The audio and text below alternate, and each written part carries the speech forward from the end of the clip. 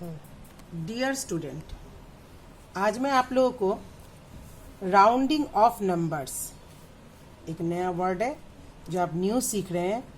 मैं आज आपको राउंडिंग ऑफ नंबर्स मतलब एस्टीमेट सम्स के बारे में समझाऊंगी।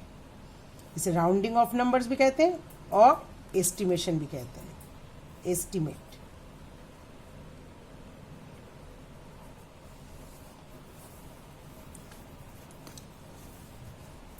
बेटा, जब जैसे मानो मैं आज बाजार जा रही हूँ, मुझे पता है मुझे 10 रुपये की एक पेन लेनी है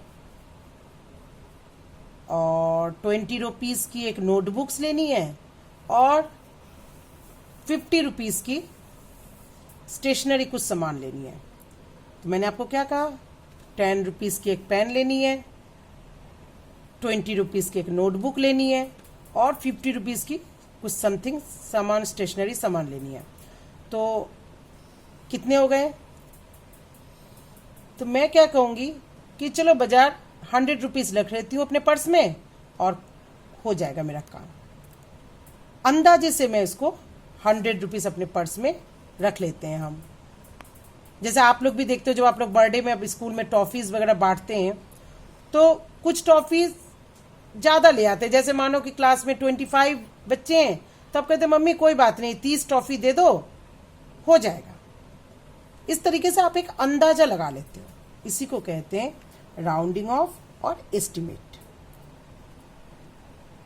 आज मैं आपको एस्टिमेट की सम्स करवाना सिखाऊंगी। जैसे देखो बेटा, इसको आप बहुत ही बिल्कुल एक खेल के तरीके से समझे। ये ना समझे कि एक मैथ है, ये इसको आप एक खेल के तरीके से समझें। जैसे मानिए मैं आपको समझा रही हूँ, ध्यान से सुने। मैं काउंटिंग लिखती हूँ, 1 2 3 4 5 6 7 8 9 10। इस गेम्स की क्या रूल्स है? इस गेम्स की यही है जो आपको जीरो कलेक्ट करनी है। आपको क्या करनी है? जीरो पिक करनी है। जीरो, जो जितना जल्दी जीरो पिक करेंगे वो विनर हो जाएगा। चलो, आपको पता है ये 1 है, ये 2 है।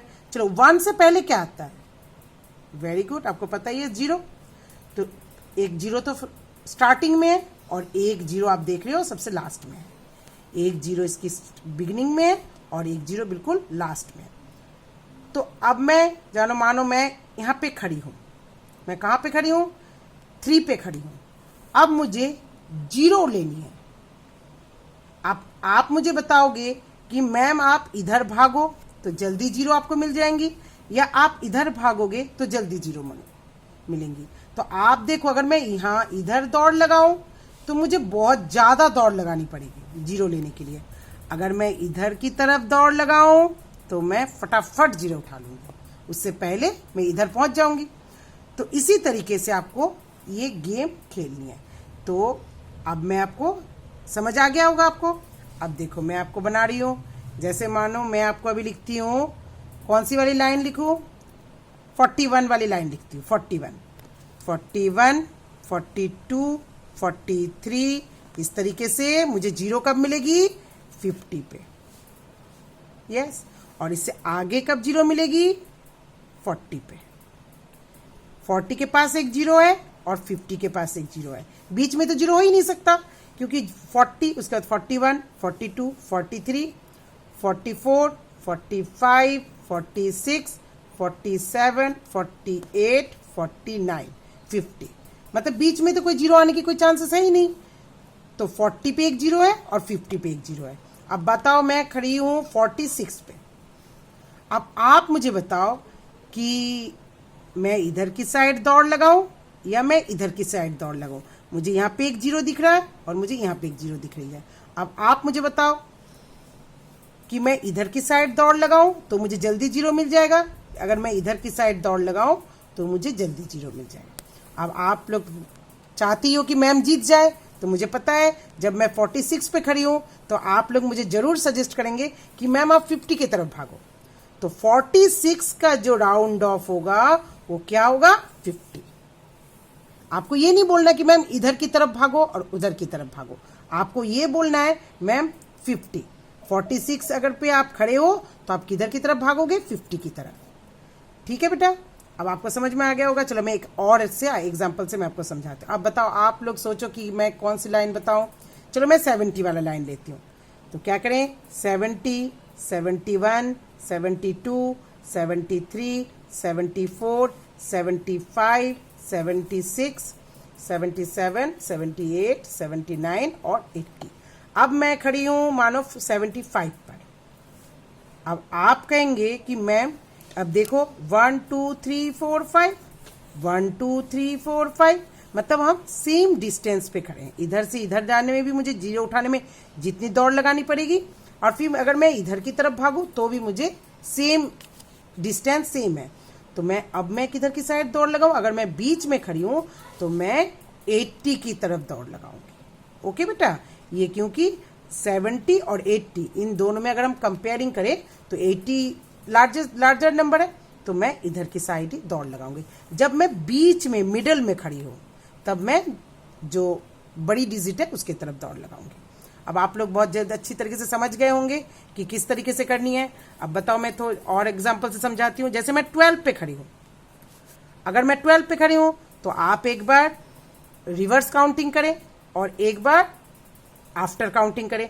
तो 12 से पहले कब मुझे मिलेगा ये 0, तो आपको पता है 12 से पहले 11 और उसके पहले 10 पे मुझे 0 मिल जाएंगी। और अगर हम पीछे की साइड से लगे तो मुझे 12, 13, 14, 15, 16, 17, 18, 19, 20 पे जाके दोबारा से 0 मिलेगी। तो आप बताओ, मैं तो 12 पे खड़ी हूँ, मतलब 10 यहाँ पे 12 पे खड़ी हूँ, तो आप मुझे किधर की साइड दौड़ने की सजेस्ट करेंगे कि मैम 10। यस, तो इसकी क्या हो जाएगा, इसके राउंड ऑफ होगा आपका 10। ओके, अब बताओ, अगर मैं 18 पे खड़ी हूं तो मैं किधर की साइड दौड़ लगाऊं, तो आपको समझ में आ गया होगा। 18 पे मैम खड़ी है तो उधर की तरफ आपको मैम को 10 पे 0 मिलेंगे, इधर की तरफ 20 पे, तो आप मुझे 20 पे ही सजेस्ट करोगे। नेक्स्ट, आप बताओ 56 पे खड़ी हूं तो आप इसी तरीके से अपने इसी तरीके से आप राउंडिंग ऑफ और एस्टिमेट का आपको समझ में आ गया होगा। ये तो हो गया नियरेस्ट 10, मतलब जब हम फर्स्ट डिजिट देखते हैं, ये हो गया नियरेस्ट 10। अब मैं आपको समझाऊंगी, जब नियरेस्ट 10 हो तो आपको खाली वंस की प्लेस पे देखना है। वंस के प्लेस पे कैसे हम कैसे कर सकते हैं, जैसे मानो ये 2 है, ये 8 है, ये 6 है, तो आपको क्या करनी है, आप अपने आप को सोचो आपके पास 5 है। एवरी टाइम यू हैव 5, आपके पास हर समय क्या नंबर है, 5, और नोटबुक में क्या है, 2। अब आप बताओ 5 बड़ा है कि 2 बड़ा है। आपको पता है जो नोटबुक के पास 5 है वो आपकी बड़ा है और ये आपका छोटा है, तो आपको छोटे के तरफ दौड़ लगानी है। समझ आ गया बेटा। अब आप देखो 8 है, नोटबुक के पास कितने नंबर है, 5, और आपके पास कितनी है, 8। तो बताओ किसके पास ज्यादा है, आपके पास ज्यादा है। जब आपके पास ज्यादा होगा तो आपको ये जो आगे वाली जो डिजिट है उसको आपको बड़ा करना है, तो आपको क्या हो जाएगा, 20, और पीछे वाला डिजिट 0 हो जाएगा। ये हो गया आपका नियरेस्ट 10। ये क्या हो गया आपका नियरेस्ट 10, नियरेस्ट 10। तो बच्चे आपको समझ में आ गया होगा। नियरेस्ट 10 पे हम किससे कंपेयर करते हैं, हर बार हम कंपेयर करेंगे 5 से, और हम आपके पास जो डिजिट है उसको हम बराबर में लिखेंगे। लिखने के बाद हम पुट द साइन में जैसे आप करते हो, सिंबल्स लगाते हैं, उसी तरीके से आप कंपेयर करेंगे कि जो नोटबुक के पास डिजिट है वो बड़ा है कि छोटा है। अगर छोटा हो तो आपका क्या होगा, आगे वाली जो डिजिट थी जैसा है वैसा ही लिखनी है। पीछे 10 में 1 0 आता है तो आपको 1 0 लिखना है। अब इधर भी देख लो, ये आपका 8 है, मतलब कंपेयरिंग आपके पास जो नंबर है वो इस नंबर से ज्यादा है, तो आपको आगे वाला डिजिट को क्या होगा, 1 बड़ा करना है। मतलब आपके पास 1 था वो 2 हो जाएगा। नियरेस्ट 10 मतलब 1 0, आपके पास 0। अब देखो मैं लास्ट वाला समझाती हूँ।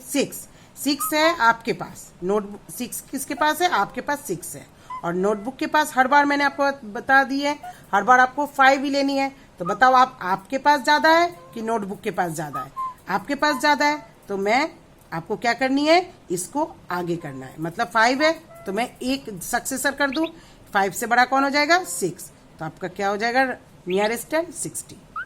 I hope you understand this chapter. Now I will teach you the nearest 100। मैं अब आपको नियरेस्ट 100 समझा रही हूं, नियरेस्ट 100। जब नियरेस्ट 100 होगा, मानो मेरे पास अभी है 3, 6, 4, 7, आपको नियरेस्ट 100 पे हर समय टेंस के नंबर पे देखना है। ये वंस का प्लेस है, टेंस के प्लेस पे आपको देखना है। टेंस के प्लेस में क्या हो जाएगा आपका 4। तो नोटबुक में मैं आपको क्या कह दिया, आपके पास नोटबुक के पास हमेशा 5 रहता है, 5, और आपके पास कितना है 4। अब बताओ, अगर हम कंपेयर करें तो क्या है, नोटबुक के पास ज्यादा है और आपके पास कम है, आपके पास कम है। तो आपको क्या करनी है, ये आगे वाला जो डिजिट है कम है, मतलब हमें तो बढ़ा तो सकते नहीं है, 36 लिखेंगे, और पीछे 100 मतलब 00, तो आपको पीछे 2 0 लिखनी है। अब चलो एक और मैं समझाती हूँ, अब चलो मैं समझाती हूँ 284। ओके बेटा, अब टेंस के प्लेस में आपको पता है हमें टेंस के प्लेस पे देखनी है, मतलब 8। अब मैं लिखूं नोटबुक के पास कितनी है, हर बार आपको समझनी है, नोटबुक के पास 5, और आपके पास आपने जो टिक लगाए वो क्या है 8। तो आपके पास ज्यादा है कि नोटबुक के पास ज्यादा है, आपके पास ज्यादा है। तो हमें करना है, जब ज्यादा है तो आप इसको बढ़ा देंगे, 1 बढ़ाएंगे, ज्यादा नहीं, ओनली 1। तो आपके पास 2 था, वो क्या बन जाएगा 3, और 100 मतलब 00, पीछे की दोनों की 00, तो आपका आंसर क्या हो गया 300। I hope you understand. Okay बेटा, थैंक यू।